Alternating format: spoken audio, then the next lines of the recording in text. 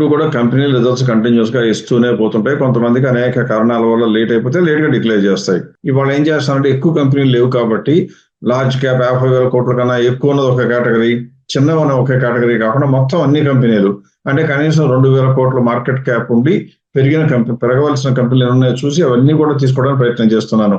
అలా చూస్తే మీరు ఇప్పుడు స్క్రీన్ చూస్తే మీకు అందులో కనపడుతున్నాయి. అందులో దాదాపుగా 8 కంపెనీలైతే గ్రీన్ కలర్‌లో కనపడుతున్నాయి గ్యాప్ అనే కాలమ్‌లో. ఆ గ్రీన్ కలర్‌లో ఉన్నాయంటే అర్థం ఏంటంటే అవన్నీ కూడా లాభాలు పెంచుకుంటూ గ్రోత్ చూపిస్తూ అవి దాదాపుగా 30% కన్నా ఎక్కువ గ్యాప్ ఉన్న కంపెనీలు.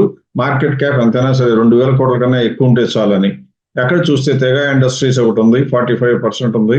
అలాగే తర్వాత గుజరాత్ నర్మదా వ్యాలీ అంటే జీఎన్ఎఫ్‌సి. తర్వాత బికాజీ ఫుడ్స్ ఉంది, రామరత్న వైర్స్ ఉంది, పరాగ్ మిల్క్స్ ఉంది, లెమన్ ట్రీ ఉంది, గ్రాన్యూల్స్ ఇండియా మన తెలుగు వాళ్ళ కంపెనీ ఉంది, ఏరిస్ లైఫ్ సైన్సెస్. ఇక్కడి వరకు మాత్రం అన్ని కూడా 30% కన్నా ఎక్కువ ఉన్నాయి.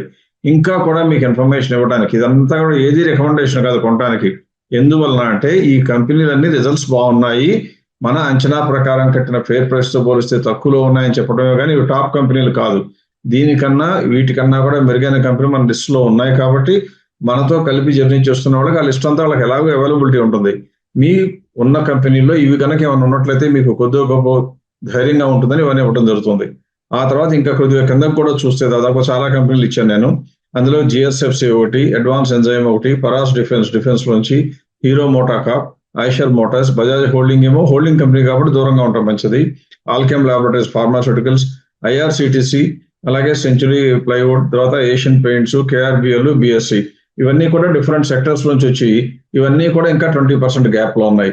మన లెక్క ప్రకారం పెరగటానికి స్కోప్ ఉండాలి. అంటే ఎంత ఉండాలి? 30% ఉంటేనే ఉండాలి కాబట్టి గ్రీన్ కలర్‌లో పైన చూపించాం. మిగిలినవన్నీ మీ దగ్గర ఉంటే 20% గ్యాప్ ఉంది కాబట్టి ఉంచుకోవచ్చు. అంటే ఈ కంపెనీలన్నీ కూడా గ్రోత్‌లోనే ఉన్నాయి. ఉంచుకోవచ్చా లేదా అంటే 20% గ్యాప్ ఉంది కాబట్టి ఉంచుకోవచ్చు.